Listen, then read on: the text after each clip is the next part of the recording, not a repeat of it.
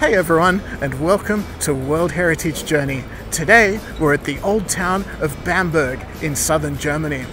Now Bamberg is on the World Heritage list because it has a beautifully preserved medieval old town. There's some really cool buildings to see here and some fascinating Slavic influences as well from Poland and Czech Republic. Let's check it out.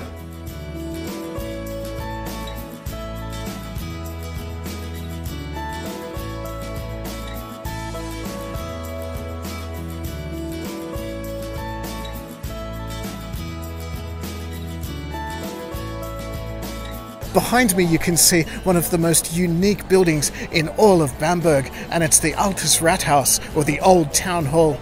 It occupies an entire island, though not a very big one, in the middle of two branches of the main river here. Now it was originally constructed in the early 15th century and then rebuilt in 1440 after a devastating fire.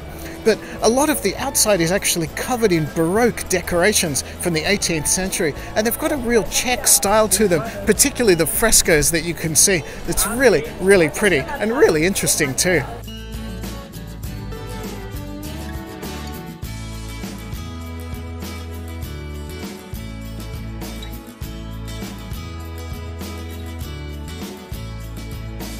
We're standing now on the steps of Bamberg Cathedral, and it's the other of the most important buildings in town.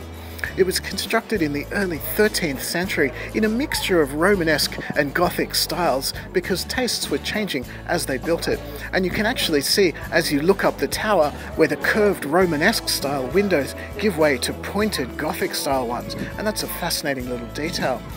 But it was replacing a previous cathedral that had burned down. That one dated from the 11th century, and it was constructed on the orders of the Emperor Heinrich II, who is actually still buried inside along with his wife.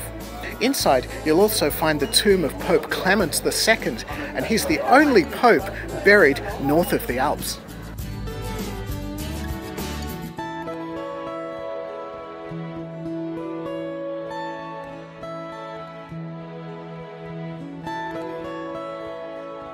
Now this is the interior of the cathedral, and the first thing that strikes me is just how different it is from the outside. In here it's very, very Gothic, while the outside is largely Romanesque.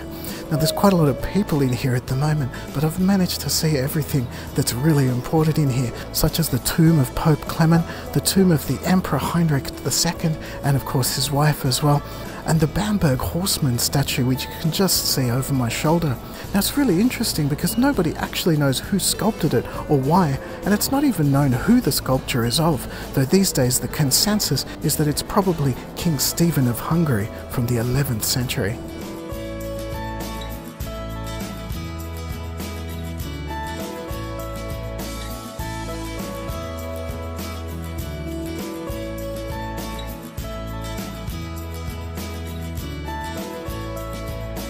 So this area of Bamberg is known as the Birch Nut, and it sits up on top of a hill overlooking the river.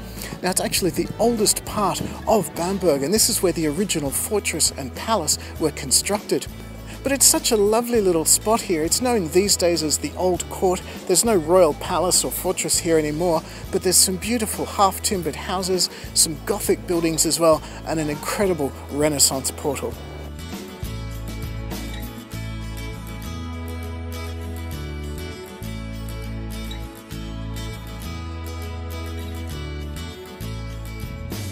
So we've come just downstream now from the town hall in the Inselstadt, and we're looking just across the river at a place known as Little Venice. These are old fishermen's cottages dating from the late Middle Ages, and this is naturally where fishermen used to live. And I love that they're still here and they're just still really well preserved, and by the looks of it, people still live in them as well and still use the river every day. And I think that's a great spot to end the tour here in Bamberg because it's just so much history here. It's still living and it's still really, really interesting and really beautiful. I've had a great day. But that's it from me. Thank you so much for watching. Give me a thumbs up if you liked the video. Hit subscribe if you'd like to see more from the World Heritage Journey. We'll see you next time.